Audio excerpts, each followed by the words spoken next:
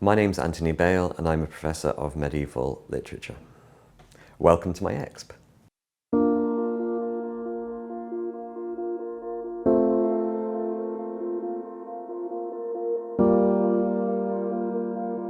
I've been intrigued in the story of Alice Kittler and the witchcraft allegation of 1324 for a long time, partly because it's another one of these stories from medieval England that has not received the attention that it deserves, and also because it intersects with lots of my other interests around women's voices, around popular religion, around histories of persecution and cruelty, and also around the role of written material in creating historical circumstances and historical precedents.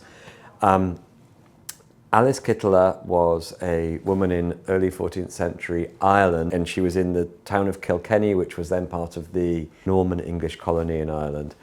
And she was accused of witchcraft along with a group of other people there. And Kilkenny at this point is the second town of Ireland after Dublin, but it's also very much a frontier zone.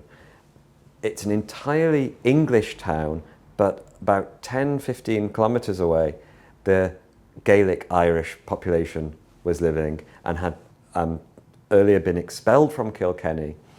And this is really the very edge of the English Norman area of control. In the later 1310s, the colony was hit by a series of disasters.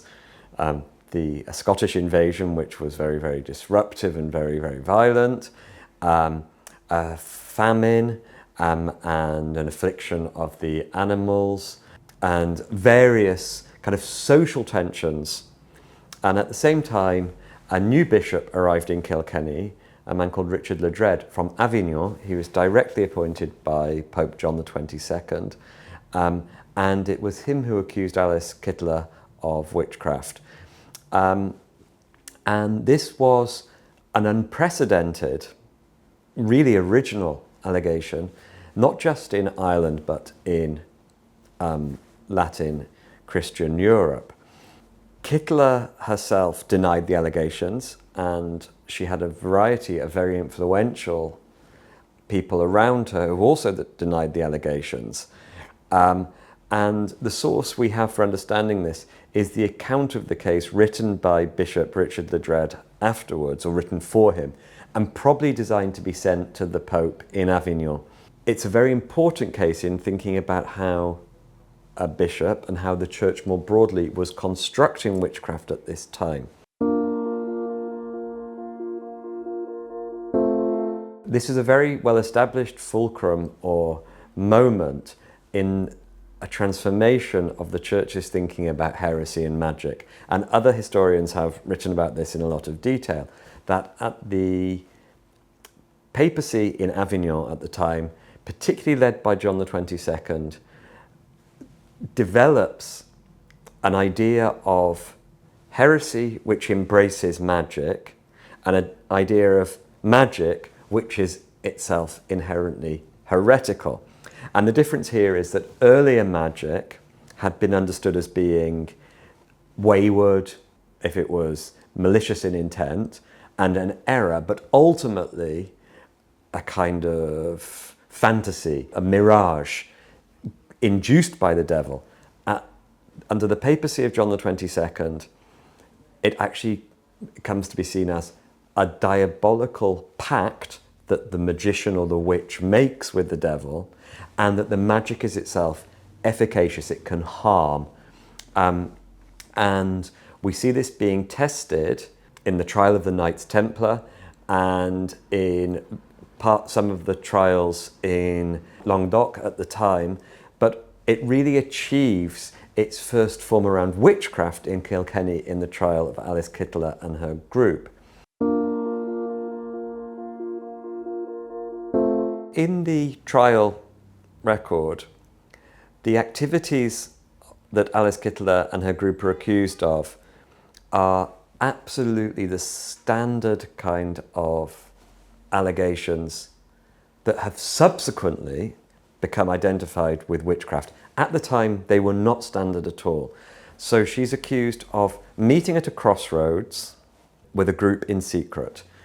And at this crossroads, they made various spells and potions in the skull of a robber and using the dead bodies of babies that had not been baptized.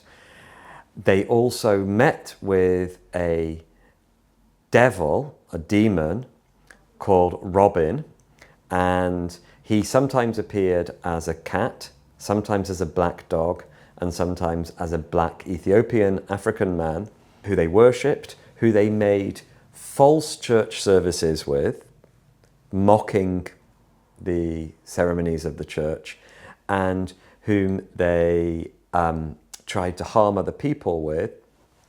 Alice herself was accused of casting spells which turned the women of the town into having faces like goats, and also of sweeping dust to her door and saying a spell which turned the filth of Kilkenny town into money, and that's how she got rich. The kernel of the accusation is that she had had 3 husbands who had died, and each time she had got richer. And the husbands' children had been disinherited in favour of Alice and her oldest son. At the time of the trial, her 4th husband was said to be ill, lying in bed, poisoned by Alice. His fingernails had fallen out, his body hair had fallen out, signs of poisoning, and that he had found a bag of magical ingredients and preparations which he'd given to some friars who'd accused her of magic.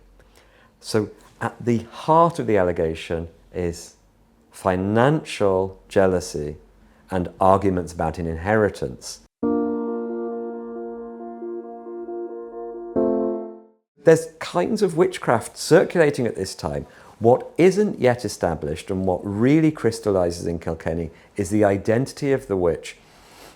In the historiography of witchcraft, historians of witchcraft talk about the kind of standard image of the witch as it crystallises in the 15th century in the Hammer of Witches, which is a very famous inquisitorial handbook for identifying and prosecuting witches. The crucial thing here is that this is a very early, and I think possibly the earliest case, where the witch, as she becomes known, is prosecuted as a witch. It's not incidental to a heresy case or incidental to a murder case. It's actually what she's prosecuted for is being this idea of a witch. Eventually, the other Irish bishops agree to support Bishop Ledred's allegation, and Alice is put in prison, it seems first in Kilkenny and then in Dublin. And from Dublin, in Dublin Castle probably, Alice escapes, and we don't know where she goes to. She escapes by being well connected. She has married into some of the richest and most influential families in Ireland at the time, Norman families. And she disappears, probably to England, but we don't know where. And so she effectively goes legally unpunished, but obviously she had to give up her wealth, her standing, her life. And that's a very intriguing and very shocking moment, really, that she disappears. One of her co-accused, a woman called Petronilla of Meath, is prosecuted and is burnt in Kilkenny on the 3rd of November, 1324. And this date seems to be chosen because it coincides with the festival of Halloween, All Hallows, but also with the pre-existing Irish festival of Samhain, which is also a kind of festival of bonfires. It's a festival of meeting the souls of the dead, and it's what then kind of contributes to the modern understanding of Halloween. It's a moment when the veil between the living and the dead is at its thinnest, and the souls of the dead are likely to reappear from purgatory I'm very troubled, having spent so much time thinking about witchcraft, that the witch not only remains very much a presence in modern ideas, modern kind of repertoire of stereotypes. Witchcraft trials are still taking place in the world today. In Papua New Guinea, there have been people burned in the last few years for allegations of witchcraft. But also the witch, somehow in Western culture, has been rehabilitated as a children's character. And at Halloween, or with various children's cartoons and children's books, the kind of idea of the good witch, the nice witch.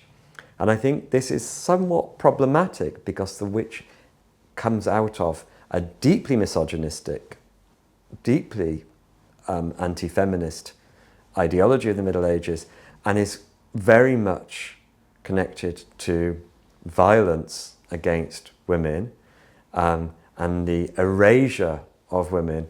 If we're going to rehabilitate the image of the witch for children and for popular culture, we also need to understand its violent and very dark origins.